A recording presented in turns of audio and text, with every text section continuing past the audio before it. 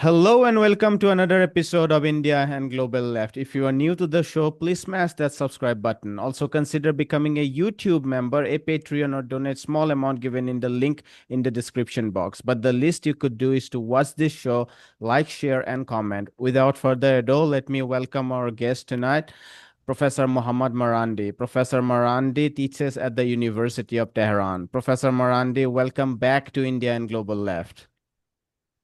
Thank you very much for inviting me. I wanted to have you on to start by discussing the E3 countries, the France, Germany, and United Kingdom, officially triggering the United Nations snapback mechanism under the 2015 nuclear deal, also known as JCPOA, which starts a 30-day countdown before previously lifted UN sanctions on Iran can be reinstated. If you could tell our viewers, what is the significance of this move?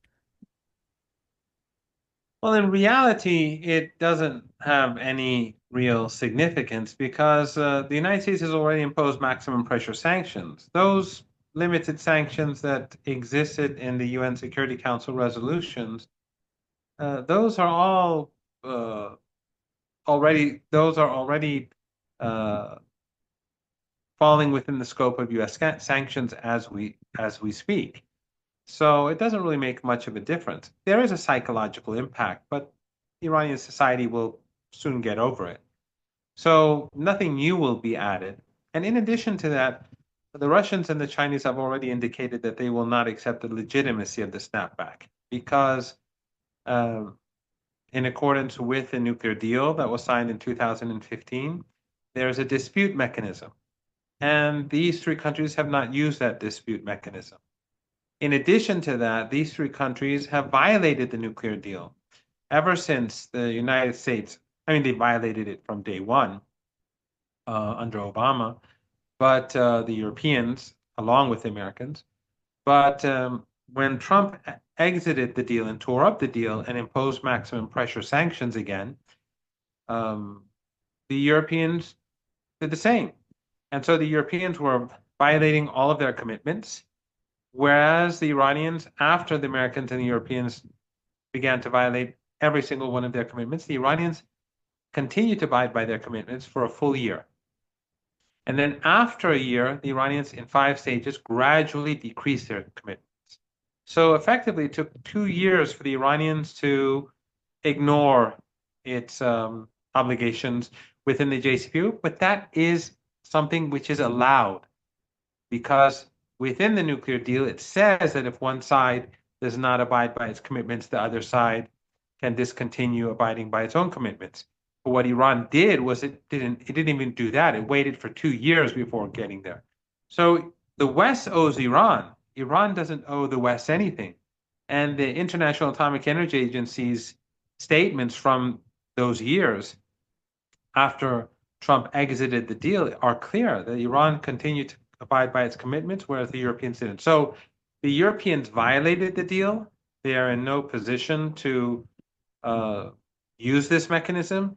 And in violation of the deal, they did not use the dispute mechanism. And that's why the Iranians and the Russians and the Chinese are saying that they do not have the legal authority to use it. But what the snapback is basically is that it says that if one of the members of the JCPOA they uh, um, they complain about violations, if they go through this dispute mechanism and so on, um, then the sanctions will be those sanctions that were in the UN Security Council resolutions will be reinstated. But again, as I said, they refrained from using the dispute mechanism, which makes this illegitimate. And they were the ones who violated the nuclear deal, not the Iranians.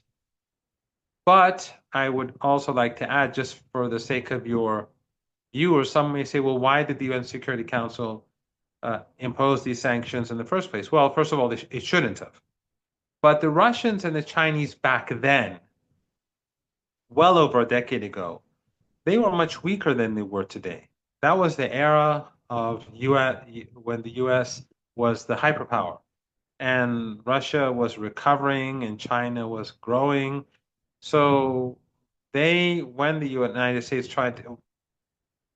brought forward resolutions to sanction Iran, the Russians and the Chinese would water them down, but they wouldn't veto them. So we do have these sanctions, but again, as I said, in accordance with after the nuclear deal, those resolutions were set aside. But now the Europeans want to revive those sanctions, but as I said, legally they cannot, according to the Iranians, the Russians, and the Chinese. I wanted to ask you for some clarity on this legality thing because I'm not sure how this works. Iranian Foreign Minister Abbas Araghchi said that Iranians are trying to use talk with Russia and China to prevent the reinstation of the snapback. As I tried to read it, what I understood in terms of the legality is that if one party under the JCPOA, if one party moves a resolution, if one party triggers these mechanisms, then there would be a 30-day period under which a resolution can be passed to seek relief, which can be then vetoed by any single party. If that understanding is right, then legally speaking, Russia and China cannot veto the E3 from reinstating the sanctions.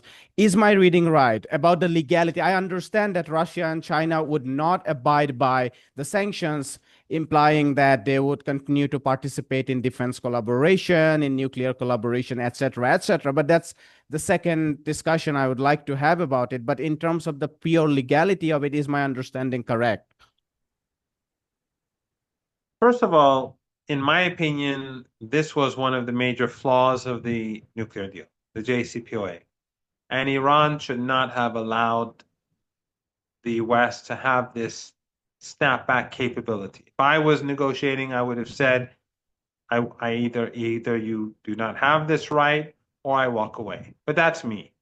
Back then, I was not in favor of this, and I think that this was a shortcoming of the Iranian government that they allowed this to be put into the nuclear deal. But that aside, yes, there are two different interpretations. Any one of the members of the JCPOA, meaning the British, the French, the Germans, the Americans can't because they've left. The Russians or the Chinese or the Iranians, for whatever reason, hypothetically, they could do this. However, so if they use this mechanism and there's no resolution after 30 days, then automatically then the UN resolutions are revived. Automatically. There's no vote. If one of these states uses this mechanism and there's no solution during that period of time, then automatically they're revived. However, what the Iranians, the Russians, and the Chinese are saying is that A, the West violated the nuclear deal, not Iran. And they do not have any legitimate right to use this mechanism, the snapback mechanism. But more importantly, in my opinion, they say that technically they did not go through the mechanism for resolving disputes, and therefore they're violating the deal as well. So in any case, what we're going to have is a revival of those UN resolutions in the eyes of the West, and in the eyes of the Iranians, the Russians, and Chinese, they're not revived. But of course, since the bureaucracy in the UN and so on is controlled by the West, they're still going to be using it and trying, but it's not going to have an impact on Iran. And the reason is that, as I said, it will have a psychological effect for a while, but there's nothing in these sanctions that hasn't already been imposed on Iran. Iran is facing maximum pressure sanctions. And that basically means maximum pressure. It means that you cannot go any further. So these sanctions that will be reinstated they are limited in scope. They're about their military and nuclear, but they're limited in scope. Iran's military is for the most part self-sufficient. Its industry, Iran's nuclear industry is self-sufficient, as we all know, and therefore it won't have a huge impact. And if the Chinese and the Russians don't accept the legitimacy of those resolutions, then they, of course, will ignore it, and that will be an incentive for other countries to ignore it as well. What you are saying is very important. You are saying that the US sanctions are, in economic terms, much more comprehensive. They are on aviation, they are on oil, they are on Everything, metals, everything, including banking, everything payment you can system. imagine. Importing medicine is sanctioned. Why? Because airlines are sanctioned, the shipping industry is sanctioned, the banking system is sanctioned, everything is sanctioned. So Iran basically, over the last 10 years, had to develop a completely, its own system where it conducts its trade. Uh, some countries won't trade with Iran, some do. It is increasingly being ignored, the sanctions. And I think a lot of that has to do with Dr. Raisi, because when he was president, he said, I'm not going to wait for a nuclear deal or for it to be revived. I'm going to export my oil. And so the Iranian government, for example, began exporting more oil. They gave big discounts, and then gradually the exports rose, and gradually the discounts lessened. And by the time when he passed away, Iran was Iran was producing crude oil at maximum capacity, and it was selling its oil almost at the international rate by that time. So uh, Iran is now used to uh, these sanctions. It doesn't mean that Iran wants sanctions and it doesn't matter. No, it impedes, it causes difficulty, it causes corruption, because when the state and the private sector, when everyone has to go underground, then of course that creates corruption. So the state doesn't want this. But in any case, it is able to function. And we see that the Iranian economy grows. And we see that the Israelis and the Americans, with Western support, waged war against Iran, and they lost the war. So Iran, under sanctions, obviously, over the last few decades, has been impressive in many respects. I'm not saying that there are no shortcomings, there are many shortcomings. But I think it's quite impressive how Iran has been able to manage over all these years. I remember during President Rice's time, India was offered a big discount by Iran on oil. And prior to that, India was not buying a lot of Iranian oil. And then the Indian buying of oil shot up dramatically. Earlier, it was just Saudi Arabia and UAE, as far as I remember. But this was a resemblance to recently India shifting to Russia when they offered a big discount based on that sanctions, and that has caused a dramatic shift in Asia, I would say, because the United States has imposed 25% sanctions on India, and India has disregarded, also moving closer to China.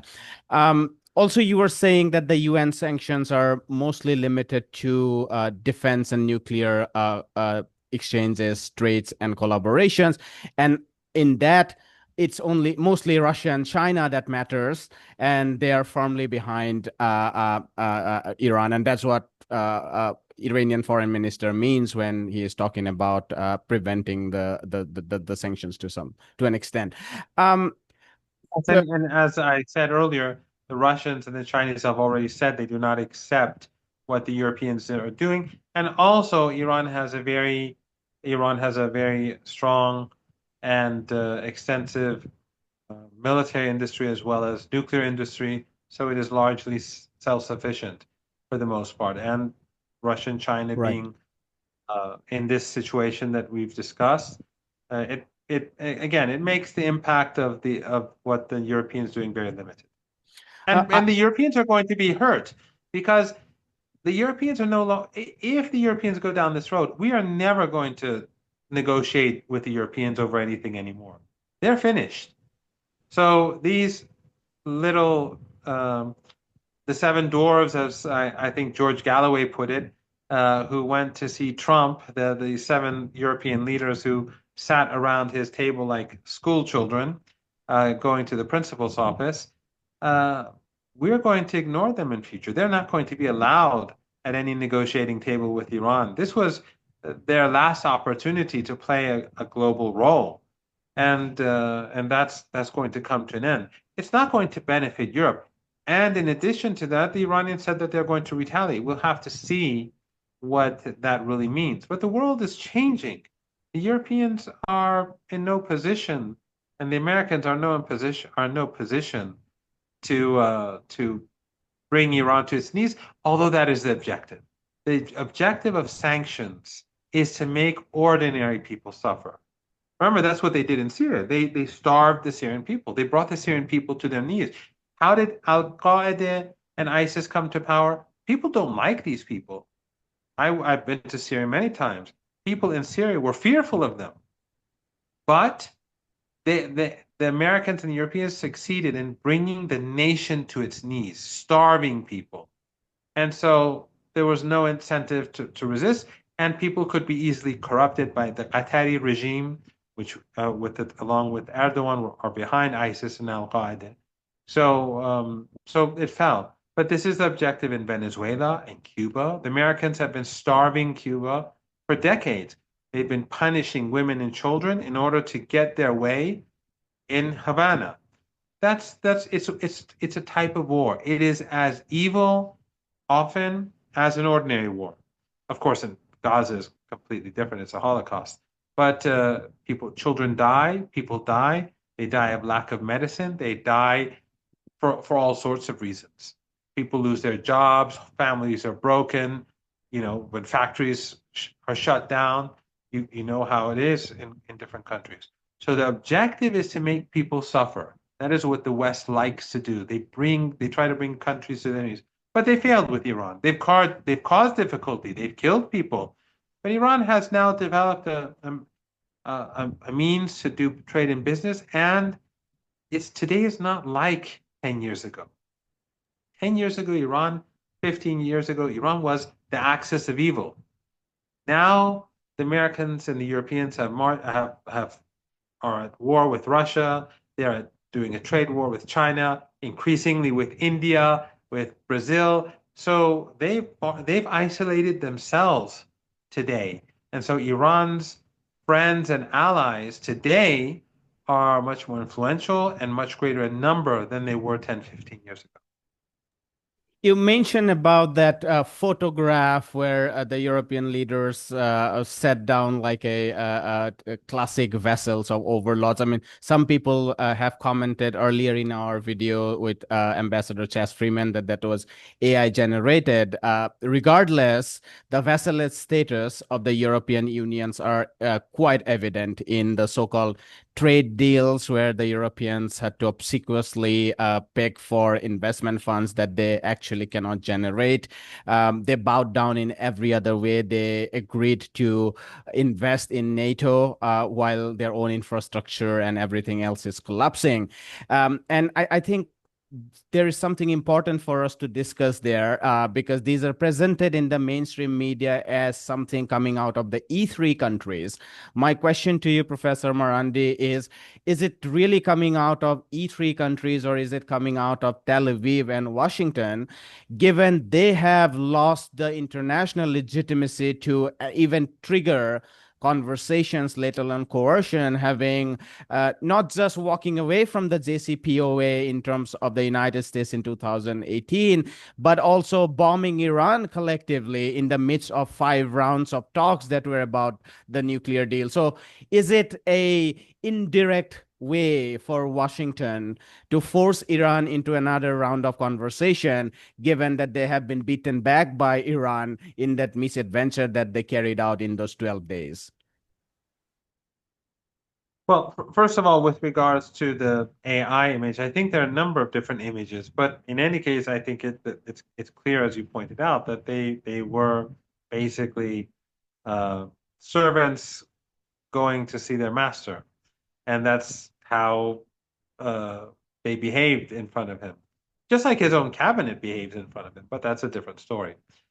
Um, I I think the most important thing here is that first of all, the Europeans are subordinate to the Americans, but the Americans are subordinate to the Zionist lobby, and the Europeans are also subordinate to the Zionist lobby. We just saw a couple of days ago how Australia went and expelled the Iranian ambassador, claiming that they, I don't know, had someone spray graffiti on some synagogue or something. I've never been to Australia. I heard actually that one of those that one of the synagogue was the only anti-Zionist synagogue in the country, and we know that there's much evidence, vis video evidence of Zionists themselves pretending to be fascists or Palestinian supporters and saying anti-Jewish slogans, chanting anti-Jewish slogans, or you spray painting slogans. So obviously the Iranian embassy didn't do anything, and it had nothing to do with spray painting a couple of a synagogue or school or anything like that. They basically did it because the Zionists wanted this, and we saw how Netanyahu had effectively sent a letter to the Australian government just days before threatening them. So the Zionist lobby is influential across the Western world. And by the way, they did the same thing to the Iranian ambassador in Albania in 2018.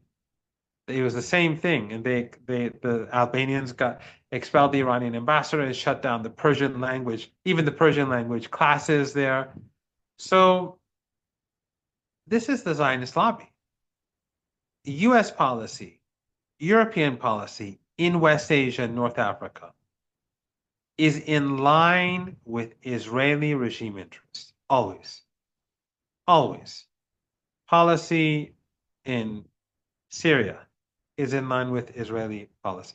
And this is one of the sad things that we saw so many foolish people or naive people or sectarian, crude sectarian people support ISIS and Al Qaeda and these other groups out of hatred or because that hatred was uh, was created.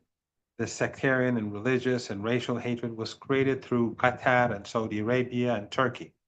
But it's, not just Al Jazeera or Al Arabiya.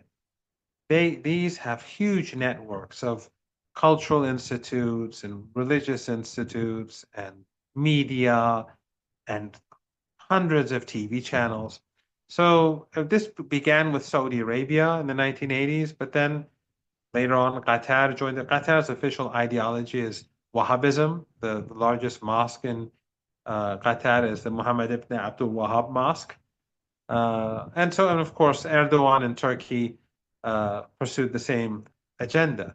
So in Syria, the dirty war that these people thought, or they were misled into thinking that this is a revolution was exactly what Iran and Hezbollah were saying. This was a CIA operation. This was an operation for the Israeli regime. And now we see Al Qaeda has come, they've destroyed Syria. Syria is exploding, it's imploding, and it's being balkanized, and it's happening in front of our eyes. Why? Because when you install the most extreme sort of people, it creates greater divisions. That was subjective. And now we see Syria is doing deals with Israel, something that we couldn't even imagine with the previous government. So basically, Syrian policy has always been the policy pursued by the Americans and Europeans in line with Israeli interests. Policy in Lebanon is the same. Policy in Iraq is the same. Libya, all those wars. Remember uh, the uh, the former head of NATO um, when he went to the Pentagon and he was uh, told that they're going to overthrow 7 governments in 5 years, and well, that's all for the sake of Israel. That's the neocons and the Zionists, and the neocons, you know that they're Zionists. So uh, the policy that is being pursued today towards Iran with regards to the nuclear program, the Europeans, or any other issue was without a doubt in line with the interests of the Israeli regime. Whatever policy we see in this region, what comes out of Europe and North America will never contradict the interests of the Israeli regime. There may be differences between different countries and you know, some slight differences, but in general, uh, the policy is going to be the same. It's going to be in line with the needs of Israel. I think you mentioned about the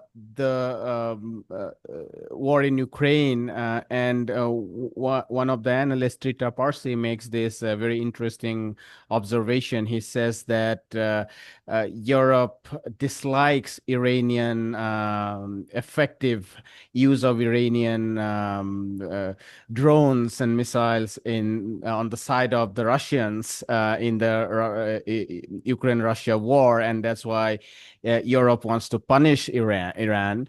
And also, right now, because of the U.S. sanctions, the trade between Iran and Europe is virtually non-existent. And finally, the Europeans' own vessel status to the Americans. All of this put together, he says that it perfectly aligns with what the E3 countries are doing now.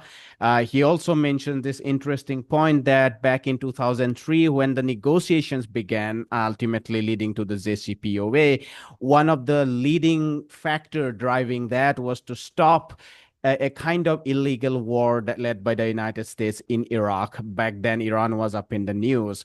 But right now, the European Union cannot think about stopping the United States from doing anything because all they are obsessed with is stopping itself from being butchered by the acts of the United States. So they are trying to appease their masters in Washington.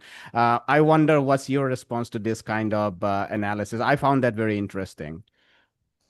Well, I think some of that is definitely true. The Europeans, of course, in 2003 were more vocal. We saw that in in the war with Iraq. They were with the United States in imposing sanctions and bringing um, the Iraqi people to their knees. They had no problems with that, but they didn't want the war itself at that time. The British did, of course. But again, the general policy was the same, and that was to make the Iraqi people suffer. It wasn't as if the Europeans were opposed to, isolating Iraq, strangling Iraq.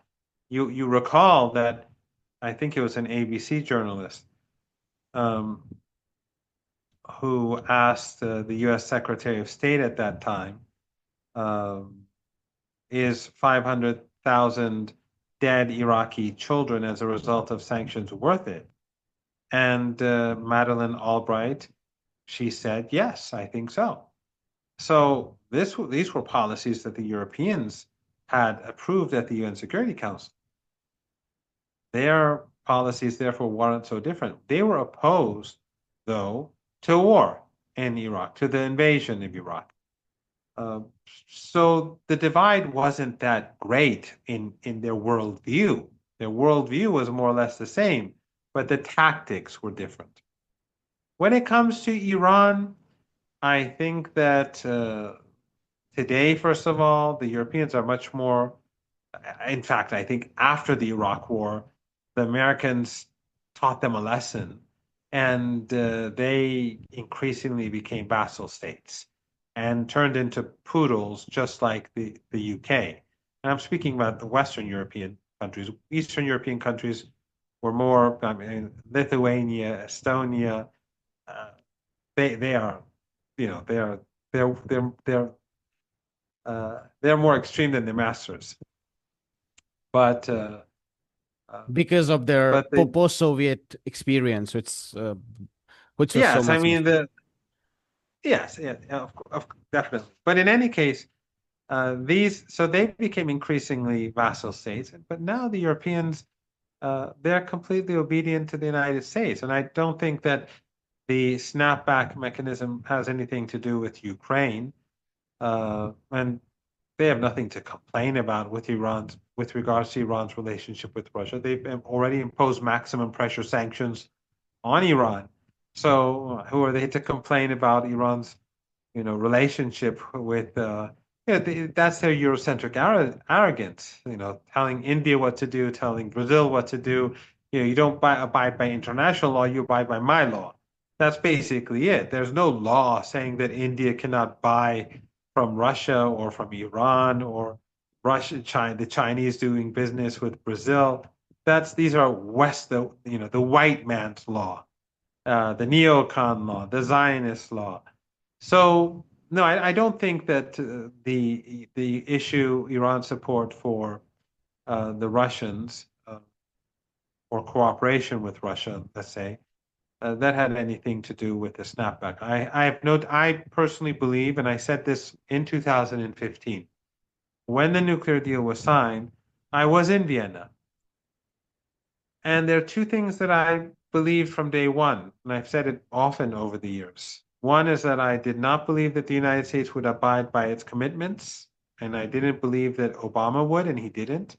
And in fact, on the day of the signing of the deal, Obama, through the Treasury Department, imposed new sanctions, and he was sending a signal from day one that America's above the law. And that's what I was saying back then, that the West, they see themselves as exceptional, and therefore they can violate agreements because they are exceptional. But you must abide by agreements because you're not exceptional. It's just sort of like Zionism, a chosen people. When someone is superior, they are the adult in the room and you're the child. So they have exceptional rights, according to that worldview. And the second thing that I said was that we're never going to have these sanctions removed after 10 years. The snapback will always. I mean, put yourself in the shoes of these Europeans. God forbid if you had their mindset where they support a Holocaust and they support slaughtering children day and night and they support starving kids. I mean, God forbid if you were anything like these sinister monsters at the New York Times or in these think tanks or in the Senate or in European parliaments. God forbid you were an animal like these. But imagine that you were a vicious animal like European and North American politicians, like European and North American legacy media journalists, like these elites in the think tanks. God forbid you were such a monster. Would you allow a UN resolution against Iran to melt away? There's not a chance in the world that they would do it, with or without Ukraine. There's not a chance in the world. It's So it was destined. The snapback was destined to happen, just as the Europeans when in apartheid South Africa. I mean, let me give a different example. Although this is a different example altogether, but I'm arguing from a different angle too. And I said this, perhaps on your show before. When Nelson Mandela was freed from prison, and members of the ANC, both the political and military wing, were released as well, and other political prisoners and resistance prisoners in South Africa. When they were released, the United States considered the ANC and Nelson Mandela to be terrorists. Nelson Mandela became president. The ANC and Nelson Mandela were still terrorists. Nelson Mandela retired from politics after his presidency came to an end. The ANC and Nelson Mandela were still terrorists according to US law. And it was only years later that the United States finally removed them. So when it comes to removing sanctions, right now Iraq is still under sanctions. The Iraqi government does not have control over its oil money. The United States takes it, puts it in its bank accounts, and it hands it out. It's amazing. The war in Iraq, this illegal invasion, is over. It's finished. You've had numerous Iraqi governments come, election after election, but they won't remove the UN sanctions. And Why Syrian would the sanctions United States? and Syrian The sanctions have gone Syrian away. sanctions, yes, the Syrian sanctions has the US Senate or the House removed the Syrian sanctions? Of course not. They will remove some of these sanctions and they will continue extracting concessions from Al Qaeda and ISIS and Syria, Jolani and but they will never let them go. So Iran is basically working to build an alternative world order. And back then, years ago, Iran was more or less alone. Today, numerous countries have joined the club, including Russia and China and India after what Trump has done. I think that gives it an extra push, and Brazil. And as you know, next week we're going to have the Shanghai Cooperation Organization Summit, where the Indian Prime Minister Modi, the German president, the Chinese president, of course, the host, the Iranian president, and 26 heads of state, I think, will be attending, and then they will also be attending the military parade. So this is an important format alongside BRICS and other regional and international bodies for Iran and others to push for alternative mechanisms of business and trade and politics and cultural exchanges and academic exchanges so that the West would no longer have the monopoly that they've had before. And through using those monopolies in the US dollar, Western financial institutions to strangle other countries.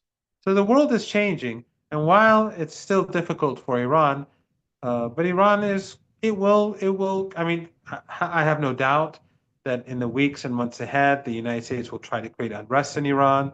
They will try to carry out terrorist attacks. They will try to uh, fund people to stage riots and so on. But Iran will prevail. Iran will continue to support the people of Palestine in the axis of resistance. And ultimately, the Western Empire will not be able to maintain its hegemony and impose its will upon this part of the world as well as other parts of the world. You mentioned Iraq and the sanctions for our younger viewers, maybe, or some of them who might forget. It has been 35 years of brutal sanctions for Iraqis because many people are not told that the end of the Gulf War, the first Gulf War, began the most vicious regime of 1991. regime of sanctions, and that was the context of you mentioning that ABC interview. I think it was Leslie Stell asking the then U.S. ambassador to UN, Madeleine Albright, about that we have heard about 500,000 children being killed because of this vicious sanctions, and he said, "Well, it's worth it," and he became Secretary of State later. Um, uh, And by it's the way, it's she's yes. a Zionist. And Madeleine Albright, that was, as you rightly pointed, that was during Clinton. That was even before George Bush and the destructive invasion of Iraq. So the sanctions began in 1990. The invasion or the attack on Iraqi forces in Kuwait, which, by the way, Saddam Hussein, what he did in Kuwait was illegal and illegitimate, but The sanctions we were all part. know. No, but even before that, before he invaded Kuwait, he Oh, the had a war. meeting with the U.S. ambassador to Iraq, and when he said that basically he was going to deal with Kuwait, she said, it's none of our business, basically, and that was a green light in the eyes of Saddam, and many believe that that was intentional. So interpret that how you may. Saddam Hussein invaded the country. It was illegitimate, but The United States, when it pushed Iraq out, they committed enormous crimes because when Iraqi forces were retreating, they carried out a huge massacre. And then they imposed a ceasefire on Iraq. And at that time, the Iraqi people rose up to overthrow Saddam Hussein. And what happened? The United States gave Saddam permission to use his helicopters to attack those who were rebelling against his regime. So the United States imposed sanctions, then pushed Saddam's forces out of Kuwait, but committed atrocities while doing so. And then when the people of Iraq wanted to rise up to overthrow Saddam, the United States said, okay, you can use your helicopters. In other words, they allowed them to use helicopter gunships to gun down people. This is how the genocide in Gaza is nothing unique. The Western Empire has been doing this for hundreds of years. The difference between Gaza and the previous genocidal experiences, like in Yemen just a decade ago, is that in Gaza, it is, I would say, it is uniquely brutal. But they still did the same thing before. And it is uniquely shameless because they're doing it in front of the eyes of the world and they justify it. These Western journalists on Fox News, on CNN, in the New York Times, in the Guardian, in the Times, in the Sky News, and BBC, France 24, and all these outlets, all of them are trying more or less to legitimize this Holocaust. And that makes it a unique crime, but it's not something new. The crimes they committed in Iraq, the crimes that they committed in Syria, the crimes that they committed in Libya, the crimes that they've committed in your country, the crimes that they have committed in your country has led to, or the Indian subcontinent in general, including Bangladesh and Pakistan. For two Millions centuries. have died for centuries, and millions have died just of starvation. And also, when they occupied Iran, millions of Iranians died of famine. So this is, what we see in Gaza is basically an ugly, perhaps the most ugly example of what the empire has been doing for hundreds of years. I want to end by, even though you have actually indirectly spoken about Gaza, but just to ask you to conclude this conversation, because even though everyone has been saying for a very long time there has been a vicious famine going on in Gaza for a very long time, at least since the blockade that began in March.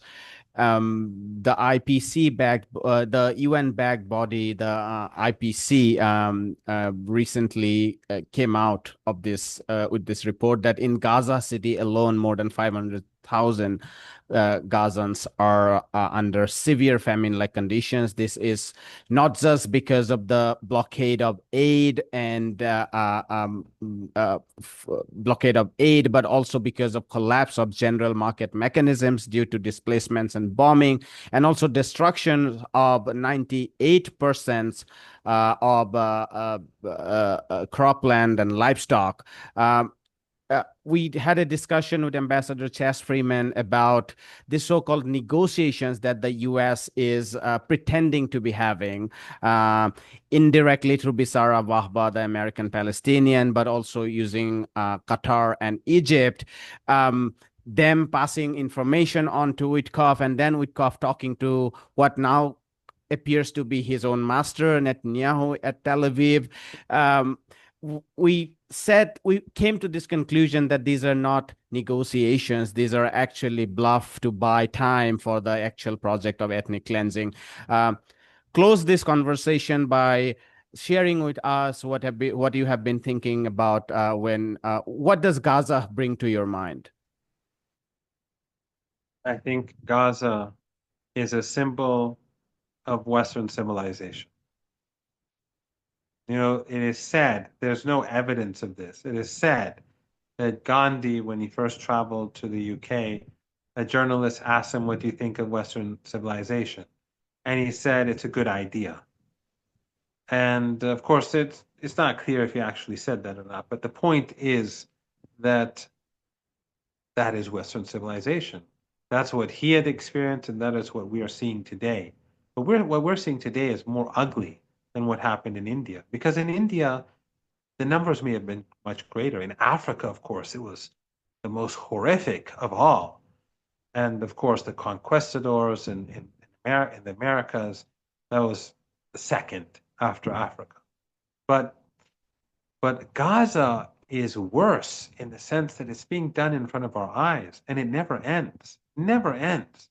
And we see it day and night. And these regimes, these sinister regimes in the West that pretend that they're more civilized than us. You saw the American envoy who went to Lebanon and called the journalists, barbarians and so animalistic. And this is what we are dealing with. We are dealing with genocidal monsters who call the non-Westerners animalistic. This is the dystopian world that they've created. So Gaza is unique in the sense that they're doing it in front of our eyes and they won't stop. And part of the problem, by the way, I'd add to all that you said about Gaza is that they target those who protect aid. They target those who run civil society. They target the police. They target the aid workers. Why? Because they want civil society to break down. They want it to be a madhouse where everyone fends off for themselves. And that's how they also treat the starving people. They take them to these places and then they make them desperate and then they gun them down and take pleasure in gunning them down. And then the Western media will hide it or distort it or lie about it or question whether it actually happened or not. And then, of course, this is how the West works. 40 years later, if they get away with it, and this time they won't, God willing, 40 years later, they'll make documentaries saying, yes, this is what, then they will tell you the truth. After it's finished, that's what the West usually does. They'll make documentaries about India, about Iran, the coup in Iran. After it's gone and they've achieved their objectives and everything, when they downed the Iranian airline in 1988, they lied. They said that this Iranian airliner, which was leaving from Bandar Abbas and going to Dubai, they said that it had left its corridor, that its transponders were, that it had threatened the American naval ship. They were lying from beginning to end, but Western media simply repeated what they were saying. What they did was they fired two missiles at a plane that was behaving normally. And at the UN Security Council, the US lied. And only years later, did Newsweek come and tell the truth. Years later. That's how the West works. So they'll pretend, that there are checks and balances and that they are, but no, it's only for the history books. But in Gaza, what we are seeing is Western civilization. This is Western civilization. These are Western values. Because the ICJ, the South African complaint, was almost 2 years ago. Back then, the ICJ, which like the ICC is under enormous pressure from the United States, and we've seen how they've sanctioned people. Back then, under pressure, the ICJ said that this could be a genocide. That was over a year and a half ago. Now they've wiped out everything. They've destroyed.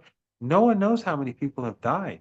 It may be up to 500,000, 400,000 people now, directly and indirectly. The missing, those who died of you're injured, and then 6 months later you die of your injury or due to complications, or cancer patients who can't find their medicine. They all die, or those who have diseases where they need medicine. They all die, but they're not going to be counted among those who were killed because the Israeli snipers were having a game to see how many people they could shoot in the head that day, how many people they could shoot in their sensitive parts, how many kids could they gun down. No, these people die because of a lack of medicine. They die of diseases that could be treated and dealt with medicine, but they don't know, they never have access to them. So this is symbolic of Western civilization. This is Western civilization. This is Australia. This is Canada. This is the United States. Gaza is France. Gaza is the UK. It is Germany. Gaza is the collective West. That is exactly what they are. You know, sometimes people say that we are better than this. This is what. And let me be very blunt. The only entities that stood up against this genocide, ordinary people aside across the world, is the axis of resistance. Iran, Hamas, well, Hamas is Palestine, Islamic Jihad and Hamas, but Iran, Hezbollah, Ansarullah, resistance in Iraq, they're the only ones who stood up.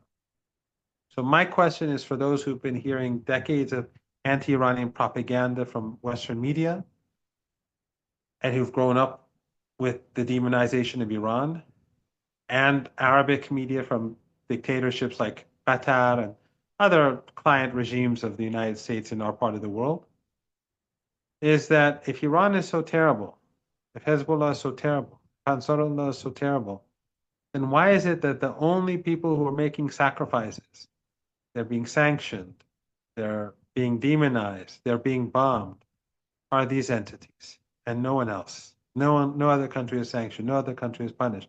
Why is it that the bad guys are the only ones who are standing up against genocide? Maybe people should rethink and come to the conclusion that maybe actually these are the good guys. And that's why they've been hearing decades of propaganda against Iran and the axis of resistance. And I think a lot of people are waking up today. We see this across the world. People see through the propaganda. There are those who are highly, deeply sectarian, and it's a sort of sickness, their sectarianism and their irrational hatred. There are those who are, these leftists who no matter what happens, they're still going in the West, not in the global South. In the West, some of the leftists are hostile towards the axis of resistance because that's just how they grew up and they'll never change.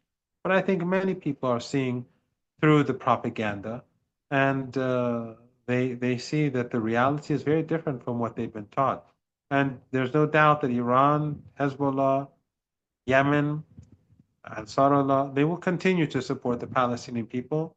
They have paid a heavy price, but they will see this through, and hopefully we're going to see the end of the Israelis. Some people say that Israel has succeeded so far. I think all I see is failure for the Israeli regime. The Israeli regime is despised across the world today. How do you calculate that into euros or dollars or yuan or any other currency? How do you calculate that? So I'm optimistic about the future, but at the end of the day, the answer is that I see Gaza as a symbol of Western civilization. That's a tremendously powerful, interesting framing that Gaza represent Western civilization. For those of us who have seen so-called Western civilization as barbaric, it's very transparent immediately, but for others it might be confusing. Just on a departing note, I hosted Moin Rabbani and I asked him this question about how do you see light at the end of the tunnel at a time when there are famines, there are starvations, mass displacement, attempts of ethnic cleansing and genocide? And he said that sometimes it's hard to remember that in 1965, there was very little hope for many people when it came to apartheid in South Africa. And when the ANC was born, as you said, that the Western quote unquote civilization has condemned it as terrorism. But it took only 30 years for apartheid to collapse in South Africa. And you never know, given the tremendous shift in public opinion in the United States itself, part of which is also reflected in the election of Zoran Mamdani in New York, where there is a large segment of Jewish population, and even in Europe, among large sections of public opinion has shifted about Gaza. You never know when this house of card, the colonial castle that is built at the Mediterranean, will collapse. We'll leave it there, Professor Well, Marandi. I just Yes, want to make yes, a small point. please. I'm cautious about the mayoral election in New York. We'll have to Mm-hmm, see the results, and I'm cautious about him as well. mm-hmm. Although the very fact that people have shifted and so many Jews are looking to him, regardless of how he turns out, we have to see because we've had AOC and others before who turned out to be very different from expectations. But it is the public sentiment. When I speak about Western civilization, I'm talking about the ruling class and the elites. For example, what the Australian regime did to distract attention away from the Holocaust in Gaza, it fabricated allegations against Iran. However, look at the Australians who went to the streets for the last couple of weeks. Huge Huge numbers. protests. These they are reason for optimism. People across the globe are waking up. It doesn't matter, they're Christian, Jew, Muslim, Hindu, people from all walks of life, different classes, different countries, the West, Asia, Africa. We see people waking up. This awakening, I don't know how things will end, but we have to be optimistic when we see so many people making a stand. Many of them obviously will have to make sacrifices. They may lose their job or they may fear that they would lose their job.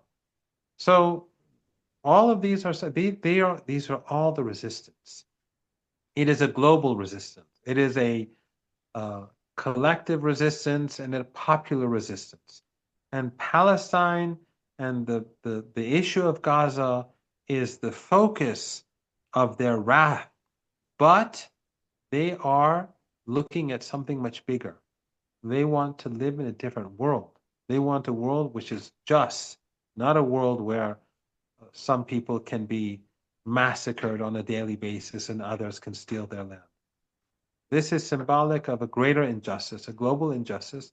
And we see that people from all walks of life, all races, all religions, that they want this better world. So I think that we have to always believe that there's light at the end of the tunnel. I, of course, as a Shia Muslim, I have no doubt, based on my belief, that there's light at the end of the tunnel.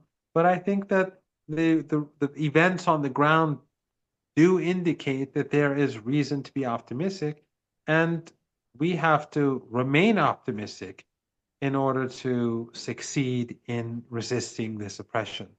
Because hopelessness is exactly what the Zionists and the neocons and the elites want. They want us to be desperate. They want us to have no hope in the future because that basically undermines resistance. We'll leave it there, Professor Marandi. This was as usual, this was a very good conversation. Thank you so much for your time. Thank you very much for having me. Hi, my name is Ayushman. I, along with Jyotisman, have started this platform. In the last 2 years, we have tried to build content for the left and progressive forces. We have interviewed economists, historians, political commentators, and activists so far. If you have liked our content so far and want us to build an archive for the left, I have two requests for you. Please do consider donating for the cause. Link is in the description below. Also, if you are not able to do so, don't feel sad. You can always like our videos and share our videos to your comrades. Finally, don't forget to hit the subscribe button.